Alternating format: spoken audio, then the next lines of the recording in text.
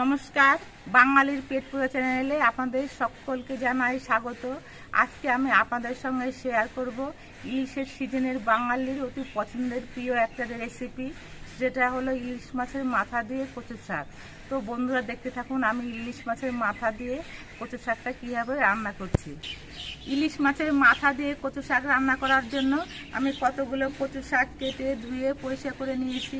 অনেক সময় কচু শাক কাটার পর কিন্তু হাতটা লাল বা কালো হয়ে যায়, তাই কচু শাক কাটার আগে আপনারা হাতে ভালো করে একটু সর্ষের তেল মাখিয়ে নেবেন, তাহলে দেখবেন কচু শাক কাটার পর হাত লাল বা কালো হবে না।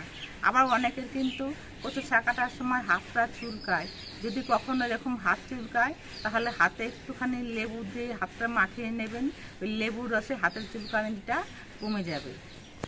ইলিশ মাছের মাথা দিয়ে কচু শাক রান্না করার জন্য প্রথমে কচু শাকগুলোকে সেদ্ধ করে নিতে হবে। তার জন্য গ্যাসে একটা কড়াই বসিয়ে দিয়েছি, এবার কড়াইতে কচু শাকগুলো দিয়ে দিচ্ছি।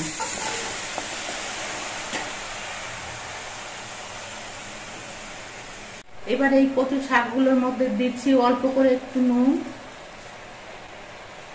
আর অল্প করে একটু জল। কচু শাকগুলো এখন পরিমাণে অনেকটা আছে, সেদ্ধ হওয়ার পর পরিমাণে কিন্তু অনেক কমে যাবে। এবার একটা ঢাকনা দিয়ে ঢেকে দিচ্ছি। কচু শাক রান্না করার জন্য ইলিশ মাছের যে মাথাগুলো নিয়েছি, সেই মাথাগুলো আমি ধুয়ে পরিষ্কার করে নিয়েছি। এবার এই মাথাগুলোর মধ্যে নুন আর হলুদ মাখিয়ে নিচ্ছি।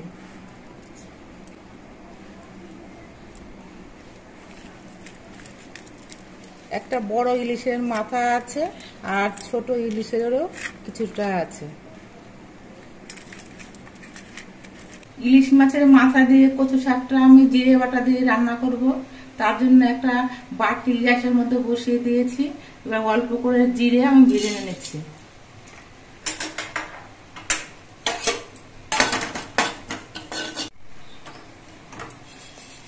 জিরেটা ভাজা হয়ে গেছে, এবার এটা আমি নামিয়ে নিচ্ছি।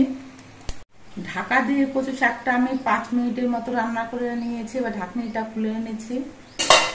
এবার কচু শাকগুলো একটু নেড়ে চেড়ে দিতে হবে।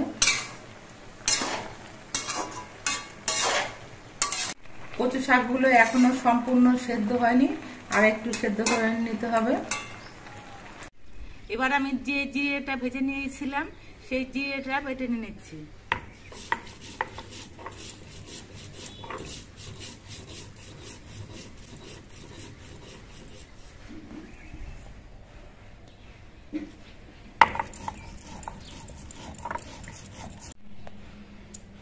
জিরে এটা আমি মিহি করে বেটে নিয়েছি, এটা আমি একটা বাটির মধ্যে তুলে নিচ্ছি।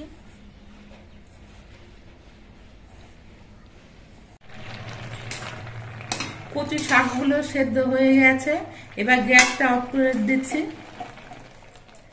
এবার কচু শাকের মধ্যে থেকে জলটা ঝরিয়ে নিতে হবে।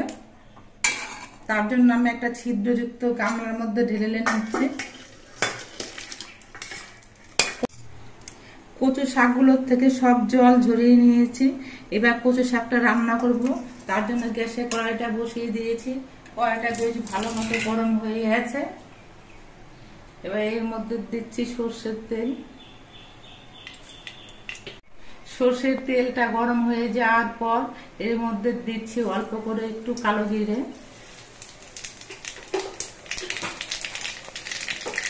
এবার এর মধ্যে দিচ্ছি 4টে চিরা কাঁচা লঙ্কা। এবার ইলিশ মাছের মাথাগুলো দিয়ে দিচ্ছি। আর এই ইলিশ মাছের মাথাগুলো কিছুক্ষণ ভেজে নিতে হবে।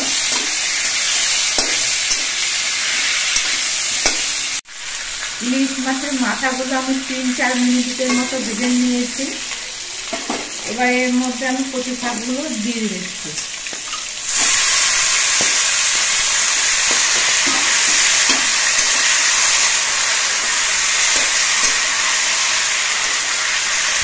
এবার এর মধ্যে দিচ্ছি কয়েকটা চিরা কাঁচা লঙ্কা,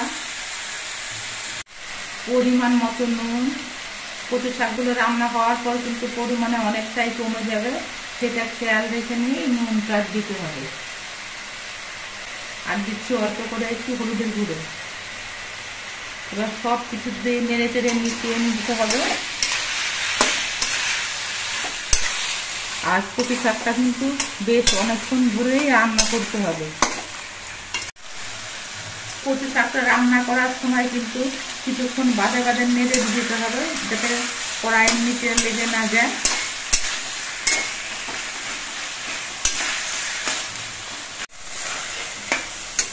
কচু শাকটা আমি বেশ কিছুক্ষণ রান্না করে নিয়েছি। এখনো কিন্তু ইলিশ মাছের মাথাগুলো গোটা গোটা রয়েছে, এই জন্য এই মাথাগুলো আমি একটু ভেঙে দিচ্ছি।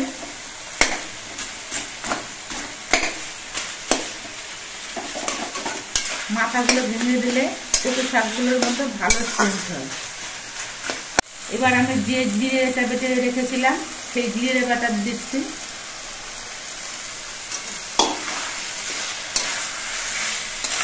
জিরে বাটা দিয়ে আরো কিছুক্ষণ রান্না করে নিতে হবে। কচু শাকের মধ্যে যে জলগুলো আছে সব জলগুলো শুকিয়ে ফেলতে হবে। কচু শাকটা রান্না করতে করতে দেখুন কচু শাকের মধ্যেকার জলগুলো সব শুকিয়ে গেছে, আর কচু শাকের মধ্যে একটা পাক উঠে এসেছে। নাড়তে গেলে এরকম আপনা আপনি ঘুরে আসছে, এতে বোঝা যাবে যে কচু শাকটা রান্না হয়ে গেছে। এবার গ্যাসটা অফ করে দিচ্ছি। কচু শাকটা পরিবেশন করার জন্য সম্পূর্ণভাবে রেডি। এবার একটা পাত্রের মধ্যে আমি বেড়ে নিচ্ছি।